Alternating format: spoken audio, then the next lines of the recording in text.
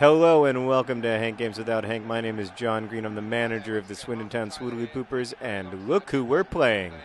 It's our hated rivals, Manchester United. That's right, we have come to their stadium in Manchester to humiliate and defeat them. We have forced them to wear their white colors, the color of surrender, and we've done it because we are going to beat them. We've never beaten them in the long and storied tradition of the Swindon Town Swoodly Poopers. They, of course, beat us in year one in the FA Cup final. It was a horrible, horrible game. We hit the post. They won anyway. But today, John Green and John Green are here, and they are going to get us the victory. Let's face it, we'll be happy with a draw. We'd be thrilled with a draw. A 0-0 draw against Manchester United would be worth literally a couple $1 million to this club. So I won't be upset if that's how it ends up. But anyway, today I'm going to talk to you about homosexuality in sports, and specifically soccer. Soccer is an interesting test case about this stuff. But Ricardo Bunsen-Burno, he came out just in time. It took him a while to come off his line. Look at Leroy Williamson. He's known for his long runs. He's known for them. Yep, there's another great example. Why would you do that? Why would you do that? Why would you do that when you can go into the middle where I can cross it to you and you can score? So the reason that soccer is a really interesting example for thinking about gay people in sports is that there are thousands and thousands and thousands of professional soccer players, right? There are only a few hundred players in the NBA or even in the NFL. I mean, there may be a couple thousand in the NFL, but there are so many different professional soccer leagues that there are, probably, more than 10,000 people who play soccer for a living. None of those people, none of them, to the best of my knowledge at least, has ever come out as being gay. Of course, we have two gay players on our team, John Green and John Green. They're married to each other. John Green used to be named John Bennett, but then when he got married to John Green, he took his name. But that's an anomaly. And also, I don't know if you've heard, we're fictional. So I find it really interesting because the traditional line has always been that the reason that people don't come out is that supporters wouldn't like it, and it would be bad for the game, bad for the team, whatever. I don't think that's true, at least not anymore, at least in a lot of countries. I certainly don't think it would be a huge problem. I do think that a really unfortunate part of football culture and generally of sporting culture is a culture where you make fun of people. A lot of supporters make fun of the opposition not for what they do or for how they play or for their lack of sportsmanship or whatever, but for who they are as people or for things that have happened to them. I find that really reprehensible when it's about anything. But particularly when it's about something that is just part of your life, like for instance being gay, so I do think that it would be hard to come out. It's infinitely harder to come out as a soccer player than it is, for instance, as a television star. But I also think that once people start doing it, they'll find that there's quite a lot of support to be found, as well as, whatever negative things are going to happen. Of course, negative things are going to happen. They always happen in these situations, but it won't happen everywhere and it won't happen every time. And in fact, if, a player, for instance, that plays for my team, Liverpool, came out as gay, I would be so happy and so proud that our club had fostered the kind of community and the kind of place, the kind of style of play and clubhouse where people can be themselves and acknowledge it. I would be thrilled. But I have to say I think that's a long shot. I don't think. And the game is paused. It'll come back. I don't think that's going to happen. I think it'll start happening initially with sort of less famous, less successful players, and then work its way up, which is exactly what happened in, for instance, the world of entertainment. But I would like to see it. And one of the reasons that I made John Green and John Green married was because I wanted to try to normalize the idea that you can be There's nothing unathletic or unprofessionally athletic about being gay. And in fact, we know that there are lots of great, there have been lots of great gay athletes. It's just that many of them didn't feel, either didn't want to come out or didn't feel like it was possible, felt like it would hurt their careers, whatever. And that makes me what makes me sad about that is not so much about them necessarily, but about not so much about them, but more about other people who feel like it's not okay to be gay. I mean, I can't speak to this experience directly because, I'm straight and male and have every kind of privilege imaginable in these conversations. But I do think that it's a lot, as Dan Savage said in his famous campaign, it gets better.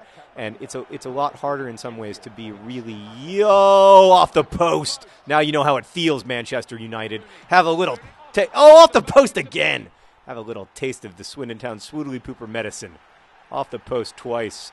That, you know what that means to me? It means that we are about to go down and score, because that's exactly what we needed.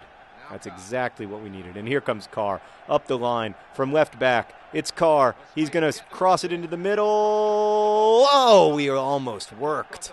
That almost worked. That left back coming forward thing is something I've been working on a lot with the guys in practice, and it almost worked. But it's really important to know that, like, all the things that you want to be and all the things that you believe, all the things that you dream about aren't made impossible by being gay.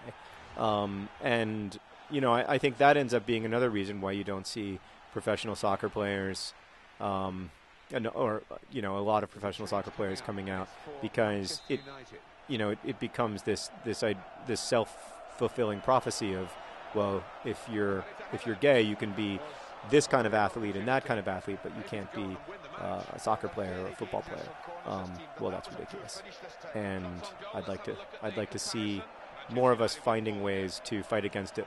But the first way is to say, if you like soccer, as I do, to say that it's not that you'd be less likely to support a team that had a gay player. You'd probably be more likely, at least if you're anything like me. And I know, lots of people who aren't soccer fans would probably support a team just because they, fostered the kind of environment where people felt safe coming out and had the kind of supporters that, that wouldn't make a big deal out of that stuff, or certainly wouldn't, disapprove of it. Come on. I wish I knew how to do the dribble tricks, but I'm just not good enough. Oh, I always try to dribble through two people and it leads to failure. Good. Oh, that was not a foul. That was a great... Why are you giving me a yellow card for being fantastically good at this game? Fahey, look at him. That's a great tackle. He got nothing but the ball and a little bit of ankle hug, but that's the game. Oh, boy, we've got Chicharito coming on. Nervous times. All right, let's see who's tired. Leroy Williamson is exhausted. He's given it his all, ladies and gentlemen. He's going to be replaced by Beef Stock. I still like the John Greens to score until at least the 80th minute. They're just so beastly. They're so much better than D. McGoldrelocks or Stone Cold Steve with a C. Austin or Voluptuous Pericard. But let's see if getting a little bit of help in midfield is going to be any assistance. Oh, come on. I almost got Fahey a red card there because I'm so frustrated with that call. But then, we've never had a red card in the history of the Swindon Town Swoodly Poopers because we believe in fair play and the importance of it. So I don't want to break that streak just because I'm angry. Oh, wow, did they miss that?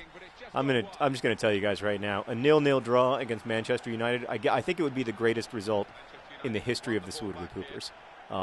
So I mean, obviously a win would be better, but a 0-0, I don't think we've ever tied them either. I don't think we've ever done anything but lose. So a 0-0 draw would be great.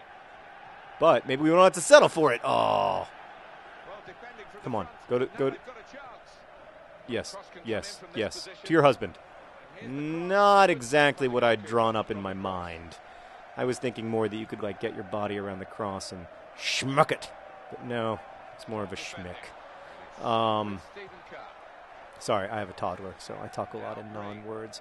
I'm just going to get really focused on trying to win the game, if that's okay with you guys. I think I've said my piece about homosexuality in sports. We should have way, way more of it. We should dramatically up the level of homosexuality in sports, particularly sports like soccer. But now I'm going to get focused on winning. We can win. We can do it. I think that went off of that other guy, didn't it? No? That was just a terrible cross?